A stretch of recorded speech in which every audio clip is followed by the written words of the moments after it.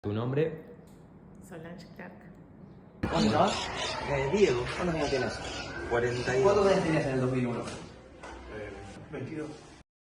Tras una década del esquema un peso un dólar, la economía argentina perdió la competitividad. Al no poder devaluar la moneda por ley, el país entró en una recesión prolongada, que destruyó la industria nacional y disparó el desempleo al 18,3%. ¿Cómo viviste la crisis del 2001? Personalmente, bueno, ahí yo tendría 18 años y lo que recuerdo es que, sí, hubo un momento de mucha incertidumbre, mucho malestar social, gente que perdía su trabajo, gente que no llegaba a fin de mes por la crisis económica que estábamos atravesando. Y en relación a lo que sucedió como manifestación y crisis social de fin de año, creo que fue algo que sorprendió a todos, que nadie imaginaba que iba a escalar hasta ese nivel de situación tan conflictiva, con una huida de un presidente, como ¿cuántos presidentes tuvimos en un año? Como 5 ¿no? presidentes en una semana, así que bueno, fue bastante sí, duro y triste, y a la vez a todo el mundo la dejó como muy sorprendido, ¿no? ¿Tu familia cómo la pasó? Y mi familia, bueno, en ese momento yo creo que tenían trabajo mis padres, pero sin duda que lo que sucedió con la devaluación y con la pérdida de la moneda, el problema que hubo fue como que a todos nos afectó bastante. El que tenía ahorros tuvo una situación difícil, así que fue como complicado. ¿Y cómo veías la situación social en la calle de la gente? Y la gente estaba muy alterada, con muy poca tolerancia, con mucha irritabilidad y estaban los que aprovechaban esa situación como para aventajar alguna situación y otros que fueron solidarios, que en ese momento se abrieron comedores, en ese momento hubo trueque, hubo un montón de situaciones como para ayudar a los que menos tenían, y hubo mucha solidaridad también. ¿Y vos crees que a partir de esa situación hubo algún cambio que a día de hoy se siga viendo a nivel social, económico, de las instituciones? Yo creo que como sociedad hemos tomado conciencia de que cuando se vulneran ciertos derechos y realmente el pueblo queda tan afectado, quedó un antecedente de una reacción de poder unirnos ante el momento de adversidad y manifestar lo que hay que manifestar. Y en ese sentido, siendo una sociedad democrática, creo que todavía guardamos y conservamos esa dignidad, que me parece, ¿no? Entonces creo que esa puede ser un aspecto positivo. El endeudamiento insostenible.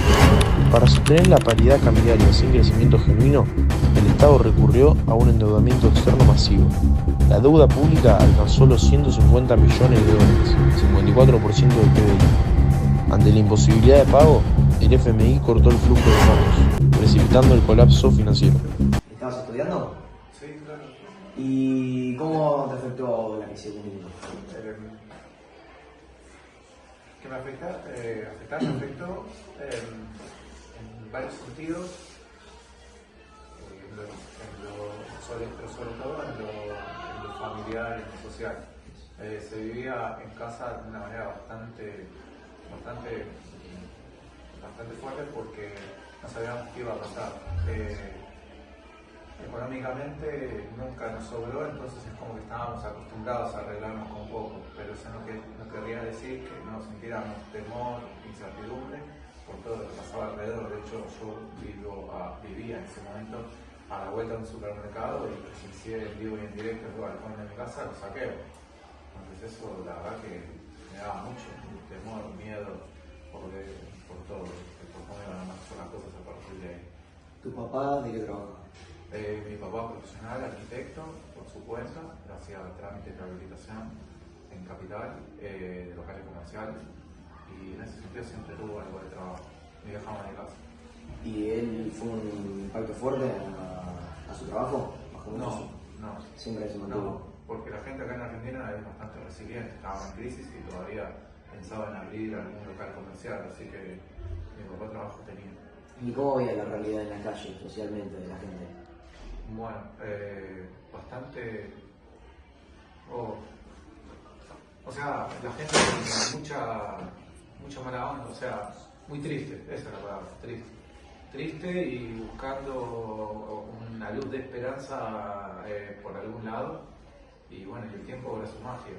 La vida sigue y todos, como sociedad, decimos no nos podemos quedar con esto y hay que mejorar, hay que encontrar la vuelta y así pasaron las crisis y acá estamos. ¿Y vos crees que en algún momento, en un futuro cercano o lejano, se podría repetir alguna crisis similar, una situación así, social y económicamente en el país? Sí, Argentina es como un bucle, tranquilamente puede pasar, pero si no se cambian los fundamentos básicos, mejor dicho, si siempre vamos a estar entre péndulos, de lo político y lo económico, claramente sufrir. Ojalá que no. Podría, ojalá que no. Bueno, no te robo más tiempo, Juanjo, muchas gracias. A disposición. Muchas gracias. El corralito bancario.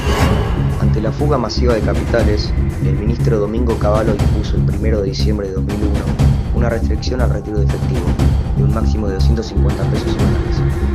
Esto paralizó la economía informal y rompió la cadena de pagos, afectando directamente a la clase media y sectores vulnerables. Estallido social, la represión, ahorros confiscados y el hambre acumulado detonaron en saqueos y protestas masivas, también conocida como cacerolazos. El 19 de diciembre, el presidente de la Rúa decretó el estado de sitio. La represión política resultó en 39 muertos en todo el país, sellando el destino político del gobierno. Voy a hacer unas preguntas acerca de la crisis de 2001. La primera. ¿Existe alguna imagen, sonido o situación vivida durante la crisis de 2001 que consideres representativa de aquel periodo y que aún permanezca profundamente en tu memoria? Sí, cuando salí de trabajar, la gente alrededor del obelisco peleándose y fue la primera vez que tuve miedo. ¿Y por qué tuviste miedo? Porque había mucha tensión, se tiraban de vereda a vereda con cosas y yo era bastante chica. Fue mi primera experiencia así, en un contexto de violencia y llegué con miedo. Bien. En medio de la incertidumbre social y económica, ¿cómo percibías el ánimo de la sociedad argentina en la vida cotidiana? Me impresionaban en ese momento los saqueos a los supermercados y recuerdo, o sea, cuando estalló todo en diciembre, esa situación la tengo como muy presente. Y después, en la generalidad, yo estaba estudiando y era muy difícil insertarse laboralmente para personas de mi edad.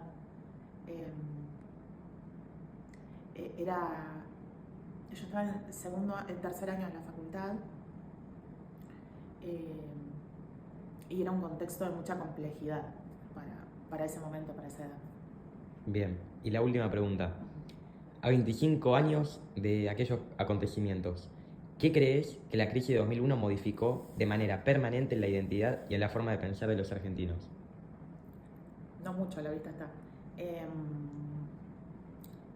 Se volvieron a elegir ideas políticas similares o que conducen a lo mismo, pero algo que no es, que terminó como en el 2001, pero que venía de años anteriores. Cuando yo empecé a entrevistar, trabajo en recursos humanos, y me pasaba, allá por 2006, 2007, 2008, que entrevistaba a chicos por ahí de 20 años, 21, que eran hijos de personas que en ese contexto se habían quedado sin trabajo y demás, que su relación con el trabajo era muy distinta a la de la generación anterior.